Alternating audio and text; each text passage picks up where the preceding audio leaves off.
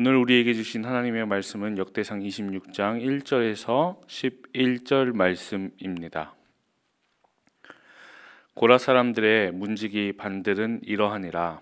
아삽의 가문 중 고레의 아들 무셀레미아의 아들인 맏아들 스가랴와 둘째 여디야엘과 셋째 스바디아와 넷째 야드니엘과 다섯째 엘람과 여섯째 여호하난과 일곱째 엘에호에네이며 오벳에돔의 아들들은 맏아들 스마야와 둘째 여호사밧과 셋째 요아와 넷째 사갈과 다섯째 느다넬과 여섯째 암미엘과 일곱째 이사갈과 여덟째 부을레데이니 이는 하나님이 오벳에돔에게 복을 주셨습니다.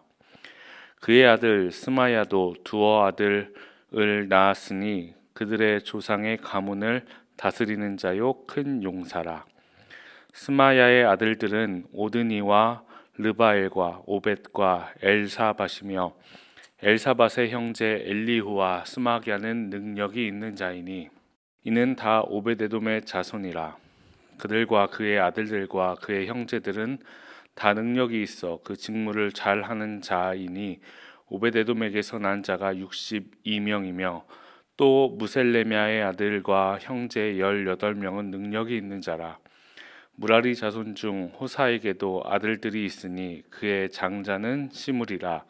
시므리는 본래 맏아들이 아니나 그의 아버지가 장자로 삼았고 둘째는 힐기야요 셋째는 드발리야요 넷째는 스가랴이니 호사의 아들들과 형제들이 13명이더라. 아멘. 세상에서 사람들이 싫어하는 세 가지 종류의 일이 있다고 합니다. 우리는 이것을 3D 직종이라고 부릅니다. 위험하고 어렵고 또 더러운 종류의 일들을 사람들이 기피합니다. 그런데 교회에도 사람들이 기피하는 3D 봉사가 있다고 합니다. 무엇인지 아시겠습니까?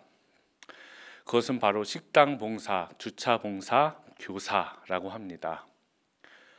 교회를 다니지 않는 사람들은 잘 이해하지 못하지만 교회를 조금이라도 알고 있는 사람은 아마도 하며 고개를 끄덕일 것입니다. 왜 그렇습니까? 이 봉사들은 시간과 열정을 많이 쏟아야 하지만 겉으로는 잘 드러나지 않는 그런 일이기 때문에 그렇습니다. 여러분 한번 생각해 보십시오. 한 끼 식사를 하기 위해 얼마나 많은 수고를 해야 합니까? 미리 전날에 와서 재료도 손질해야 하고 식사가 끝나고도 쉴 수 없습니다. 이곳저곳 손 가는 일이 참 많지만 그것이 다 드러나지 않는 것, 그것이 식당 봉사입니다. 여러분 차량 봉사는 또 어떻습니까? 일찍이 나와서 예배드리고 추운 날이건 더운 날이건 눈이 오던 비가 오던 밖에서 주차 봉사를 해야 합니다. 그러나 이 일 또한 그렇게 드러나는 일은 아니죠. 교사도 마찬가지입니다. 아이들을 사랑하는 마음으로 기도하고 섬기지만 그 수고가 다 드러나지는 않습니다. 그래서 이런 봉사를 많은 사람들이 기피하더라는 것입니다. 오늘 저희가 읽은 말씀을 쭉 읽어보니 사람들의 이름이 열거되어 있습니다. 발음하기도 어려운 이름들이 계속 이어지고 있는데요. 제가 가진 성경은 역대상 26장의 제목을 성전 문지기라고 하고 있습니다.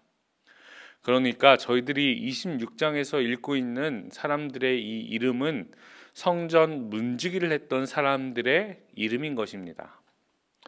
앞뒤로 말씀을 살펴보니 24장, 제사장들을 시작으로 찬송을 맡은 사람들, 성전 문지기, 성전 곡간을 맡은 사람들, 모든 가문의 우두머리와 관원들, 각 지파를 관할하는 자들, 이 이름들을 빼놓지 않고 기록한 것을 우리가 볼 수 있습니다.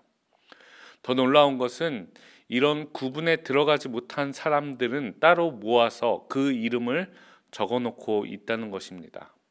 레위 자손 중에서 남은 자들, 다른 레위 사람들의 직업 등 이런 식으로 묶어서 하나님의 일, 그리고 하나님과 다윗 왕조를 위하여 헌신한 사람들의 이름을 기록하고 있습니다. 여러분, 이름을 부른다는 것, 이것은 상당히 큰 의미가 있습니다. 김춘수 시인의 꽃이라는 시의 일부를 읽어드립니다.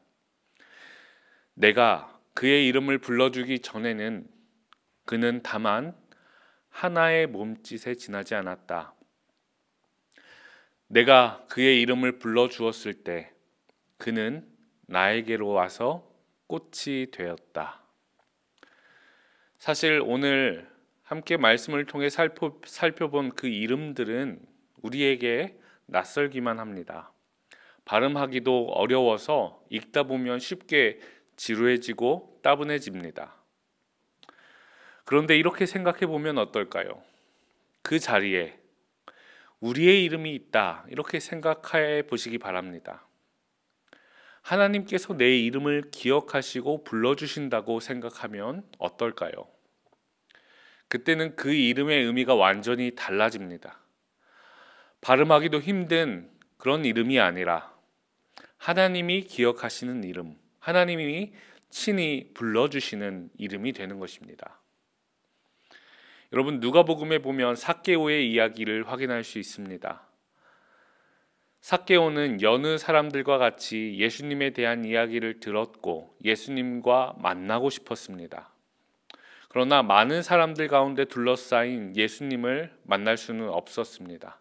심지어 삭개오는 키가 작아서 예수님의 얼굴을 볼 수도 없었죠. 그래서 나무 위로 올라가기로 합니다. 그런데 예수님이 그를 보시고 삭개오에게 다가오셨습니다. 그리고 그의 이름을 불러주셨습니다. 삭개오야, 삭개오야, 내려와라. 내가 오늘 너의 집에 머물러야 하겠다 말씀하시죠. 여러분, 그 이후 삭개오의 인생이 완전히 달라진 것을 우리는 보게 됩니다. 재산의 반을 팔아 가난한 자들에게 나누어 주었고 누구의 것을 빼앗은 일이 있다면 4배로 돌려주겠다 말합니다. 예수님을 만나고 예수님께서 그의 이름을 불러주었을 때 삭개오는 삶의 큰 변화를 겪게 된 것입니다. 예수님께서 삭개오의 이름을 불렀다. 그것이 삭개오에게 어떤 의미였을까요? 여러분, 사실 삭개오는 이미 번듯한 직업이 있었죠. 경제적으로도 사회적으로도 그렇게 부족하지 않는 삶을 살고 있었습니다.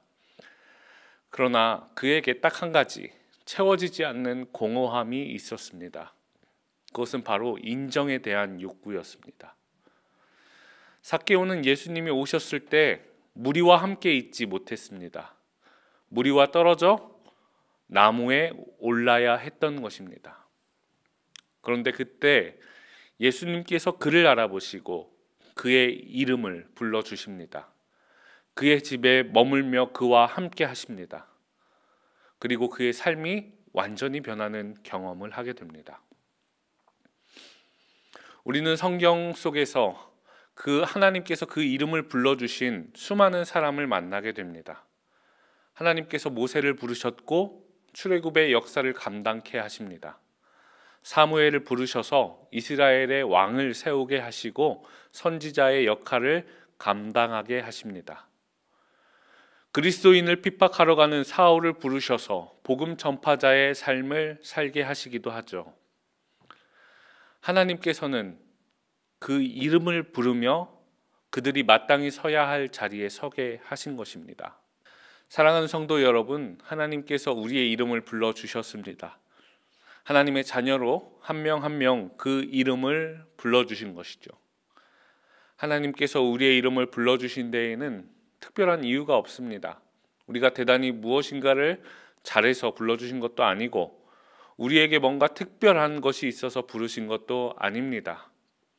다만 우리의 존재 그 자체가 하나님께 귀하고 또 기쁨이기 때문에 우리를 불러주신 것입니다. 그런데 우리는 우리 스스로를 주변의 환경이나 조건에 의해 판단하기도 합니다. 그렇게 다른 사람을 평가하기도 합니다. 오늘 역대상 말씀에 보면 다양한 사람들의 직분이 등장하고 있습니다. 어떤 사람은 찬송을 맡은 사람으로, 어떤 사람은 성전 문지기로, 또 어떤 사람은 성전 곡간을 맡은 사람으로. 그러나 성경은 이 다양한 직분에 대해서 어떠한 가치 평가도 하고 있지 않습니다. 그저 이 직분을 감당한 사람이 누구였고 또 누구였다, 그저 그 이름을 부르고 있을 뿐입니다. 하나님 앞에서는 똑같이 귀하고 소중한 사람이기 때문입니다. 그런데 우리가 이 말씀 가운데 분명히 기억해야 하는 것이 있습니다. 그것은 하나님께서 우리를 부르실 때 분명한 목적이 있다는 것입니다. 오늘 하나님께서 우리의 이름을 부르시며 불러주신 자리는 어디입니까? 특별히 오늘 이 기도에 함께 하시는 우리 모두를 하나님께서 기도의 자리로 불러주신 줄 믿습니다. 기도의 불이 꺼지지 않도록 기도하라고, 교회를 위하여, 특별히 나라와 세계를 위하여 기도하라고 불러주신 줄 믿습니다. 오늘 하나님께서 불러주신 이 기도의 자리에서 간절히 기도하시기 바랍니다. 그때 하나님께서 우리의 이름을 친히 불러주시며 기도하는 자 누구누구라고 우리의 이름을 기억해 주실 줄 믿습니다. 기도하겠습니다. 사랑의 주님, 감사드립니다. 우리의 이름을 한 명 한 명 불러주시며 오늘 이 기도의 자리에 세워주시니 감사드립니다. 세상에서는 우리를 둘러싸고 있는 조건과 환경을 통해 우리를 판단하지만 우리의 있는 모습 그대로를 기뻐하시고 참 귀하다 말씀하시는 그 하나님의 음성을 오늘 말씀을 통해 듣습니다. 주님, 오늘도 세우신 이 기도의 자리에 나와 간절히 기도하오니 하나님 그 기도에 선하게 응답하여 주옵소서. 오늘도 부르신 그 자리에 아멘하고 나아가오니 하나님의 자녀로 오늘 하루 살아가는 귀한 역사 일어나게 하여 주옵소서. 이제는 우리 주 예수 그리스도의 은혜와 하나님의 크신 사랑하심과 성령의 교통하심이 오늘도 주신 말씀 붙들고 살아가려는 능곡교회 성도님들 머리머리 위에 지금부터 영원까지 함께 하시길 간절히 축원하옵나이다. 아멘.